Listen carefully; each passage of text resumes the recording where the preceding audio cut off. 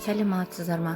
Мен бүгін сіздерге английский пирог банан-пипайдан жасап көрсетемін. Банан-пипай деген сөз өзі екі сөзден тұратын банан және карамель деген. Карамель біздің жағдайда вареный сгущенканы аламыз. Банан қосылған пирог өте дәмді, жасалуы тез, жеген адамдардың бәріне ұнайды. Сіздерге ұнайды деп сенемін.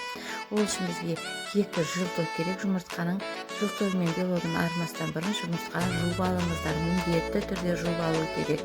Одан кейін май, сары май, ол бөлме температурасында тұрған, қатты еріп кетпеген, жай жұмсақ болу керек. Міне көріп тұрғандарыңыздай қолымен осындай жұмсақ болып жасалатын. Бірінші осылай ұнға араластырып алып, түгелдей ұнға араластыруларыңызға да болады. Қолмен болмаса сәлеммен үккіштен осылай өздері жақсы болып шығу үшін өздерінің ыңғайларыңызға үккіштен өткізуге болады. Міне қалай болып шықты, осындай крошка болады. Одан кейін қанттың ұнтағын саламыз. Қанттың ұнтағын салған жақсы. Жұмыртқаны салып, енді қамырды илейміз. Қатты илеп жібермейміз.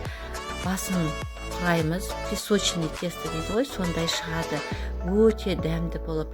Бұны печеньеден жасауға да болады. Пісірмей, бірақ та маған осы күйі ұнайды. Менің отбасыма да осылай ұнайды. Сондықтан ерінбей осылай жасап көріңіздер. Жарты сағат холодильникке қойып қоямыз.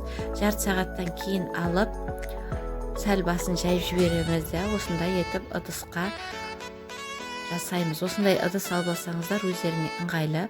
Болмаса торт пісіретін ыдыстарыңызға пісіре берулеріңізге болады.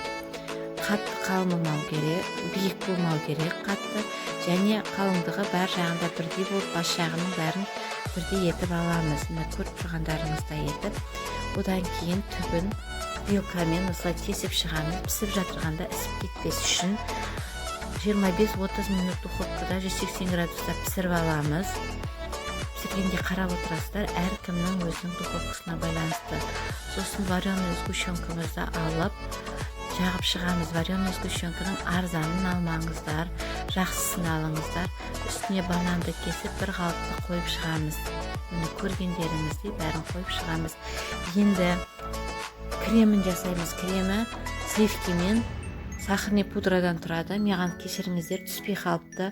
Осындай етіп екеуін араластырып, сахарный пудрамен сливкиді натуральный болған жақсы. Өте дәмді болады. Байқаңыздар, сливки қатты айналдырып жіберсеңіздер, іріп кетіп, қайтадан су болып қалады. Сондықтан осы жағдайға ғана келіп, воздушный дейді ғой, облако, сондай жағдайда болу керек. Көріп тұрғандарыңыздай, осындай ғана, міне көріп тұрсыздар, солай етіп қана жасап аламыз. Миксерден, қол миксермен де жасауға болады. Сосын одноразовый осындай бір қалып мешокқа салып, басына насадканы қоямыз. Жаңа көргендеріңіздей басы домалақ насадка. Ерек насадка жасасаңыздар да болады. Маған домалақ насадка ұнайды. Осылай етіп әр жерге қойып шығамыз.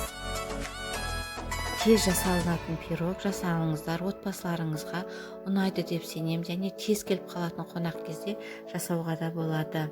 Достар, егер менің каналыма жазылмасаңыздар, жазылып қойыңыздар. Лайк басып пікірлеріңізді қалдырыңыздар. Егер де бір нәрсе түсініксіз болса, пікірде сұраңыздар.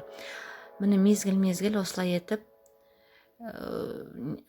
мешокты қысып отыру керек. Егер де бір жері дұрыс түспей қалса, пышақпен алып тастауға болады. Еш нәрсе істемейді, қайтадан жасай бересіздер. Одан кейін мен бетіне Нескафе алып қоям, соны жағам, өте Несквик алып қоям, шоколадный, соны себемін. Оның орнына какао сепсеңіздер де болады. Бірақ та какао көп адамға ұнамайды. Қышқыл горчит еткеннен кейін мен осы Несквикті себем, тәтті дәмі шығады, шоколадның әр береді. Өте әдемі және дәмді. Осылай етіп жасаңыздар, бәріңізге ұнайды деп сенемін. Сіздер де жасай аласыздар. Видеоны ақырына шейін қарағандарыңызға рахмет. Сіздермен болғаным өткен.